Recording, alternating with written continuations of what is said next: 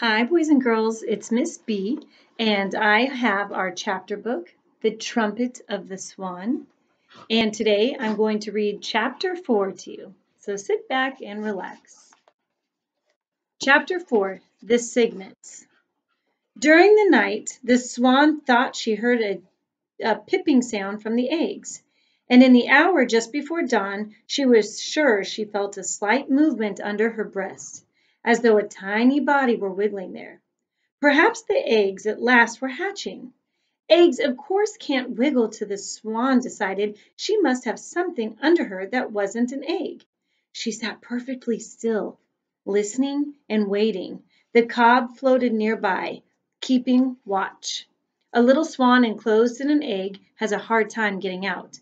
It never would get out if nature had not provided it with two important things: a powerful neck muscle and a small dagger tooth on the top of its bill.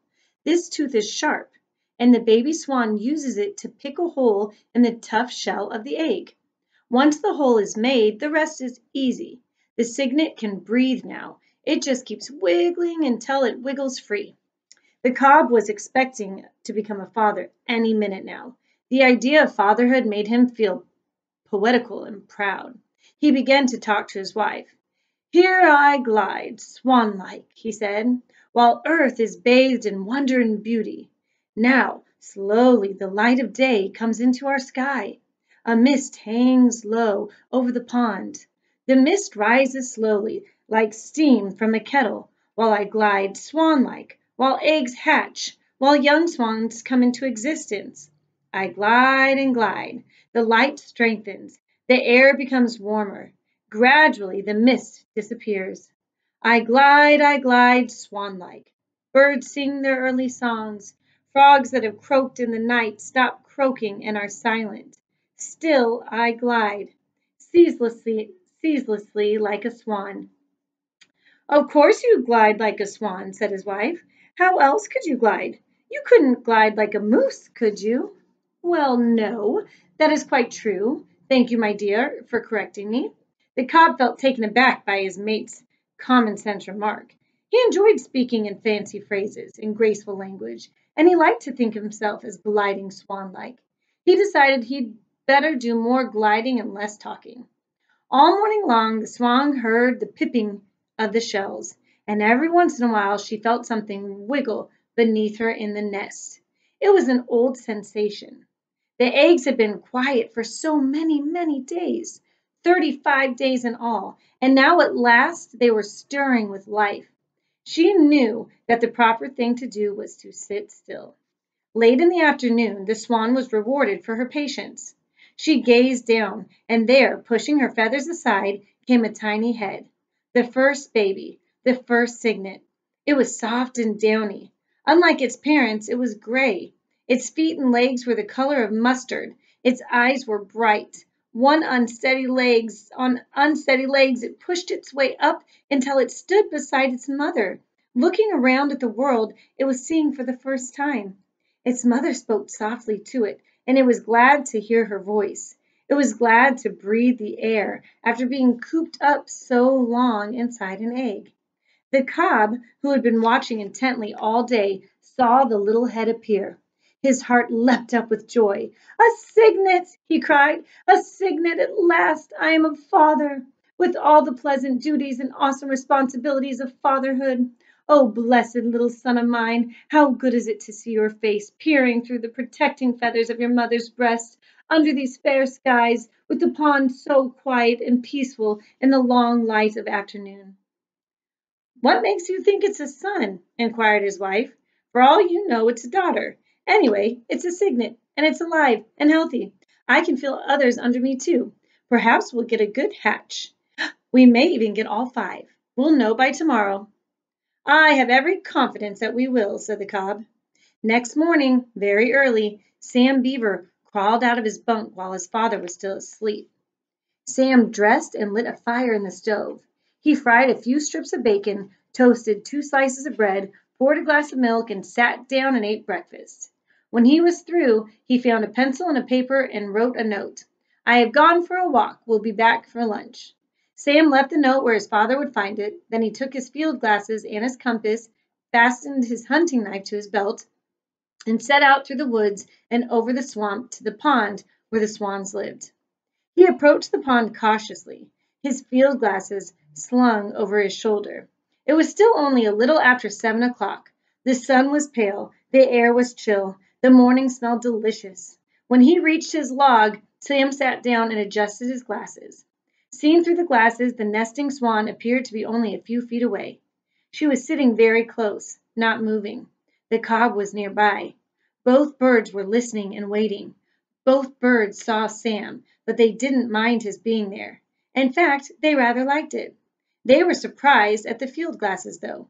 The boy seemed to have very big eyes today, whispered the cob. His eyes are enormous. I think those big eyes are actually a pair of field glasses, replied the swan. I'm not sure, but I think that when a person looks through field glasses, everything appears closer and bigger. Will the boy's glasses make me appear even larger than I am? Asked the cod, hopefully. I think so, said the swan.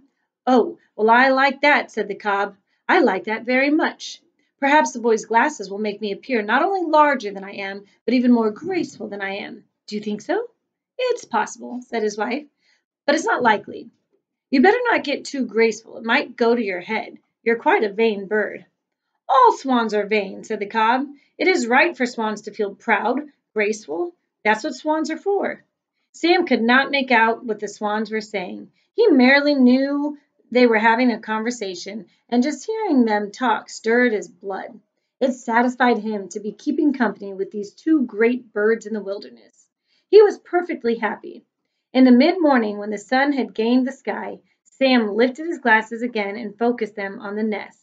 At last he saw what he had come to see, a tiny head, thrusting through the mother's feathers, the head of a baby trumpeter. The youngster scrambled up onto the edge of the nest. Sam could see its gray head and neck, its body covered with soft down, its yellow legs and feet with their webs for swimming. Soon another cygnet appeared, then another. Then the first one worked his way down into the mother's feathers again for warmth. Then one tried to climb up, but his mother's back, but her feathers were too slippery, and he slid off and settled himself neatly at her side. The swan just sat and sat, enjoying her babies, watching them gain the use of her legs. An hour went by. One of the cygnets, more daring than the others, left the nest and teetered around on the shore of the little island. When this happened, the mother swan stood up. She decided the time had come to lead her children to the water. Come on, she said, and stay together.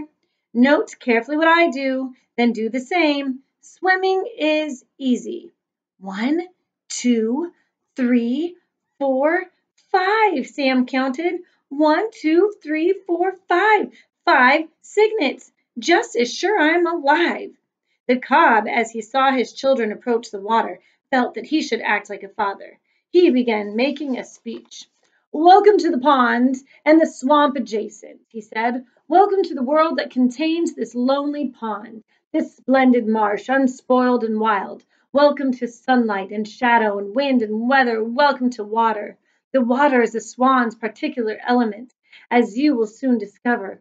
Swimming is no problem for a swan. Welcome to danger, which you must guard against. The vile fox with his stealthy tread and sharp teeth, the offensive otter who swims up under you and tries to grab you by the leg, the stinking skunk who hunts by night and blends with the shadows. The coyote who hunts and howls is bigger than a fox.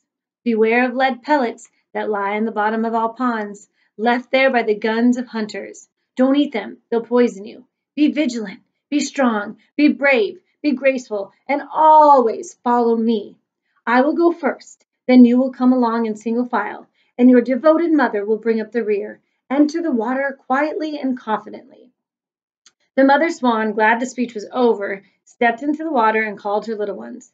The cygnets gazed for a second at the water, then tottered forward, gave a jump, and were afloat. The water felt good. Swimming was simple, nothing to it. The water was good to drink. Each baby dipped up a mouthful. Their happy father arched his long, graceful neck over and around them protectively. Then he set off very slowly with the cygnets following along in single file. Their mother brought up the rear. What a sight, Sam said to himself. What a terrific sight! 7 trumpeters, all in line, 5 of them just out of the egg. This is my lucky day. He hardly noticed how stiff he had become from sitting so long in the log. Like all fathers, the cob wanted to show off his children to somebody, so he led the cygnets to where Sam was. They all stepped out of the water and stood in front of the boy. All but the mother swan. She stayed behind. "Coo-hoo!" said the cob. "Hello," said Sam, who hadn't expected anything like this and hardly dared breathe. The first cygnet looked at Sam and said, "Beep." The second cygnet looked at Sam and said, "Beep." The third cygnet greeted Sam the same way. So did the fourth. The fifth cygnet was different. He opened his mouth but didn't say anything. He made an effort to say beep, but no sound came out.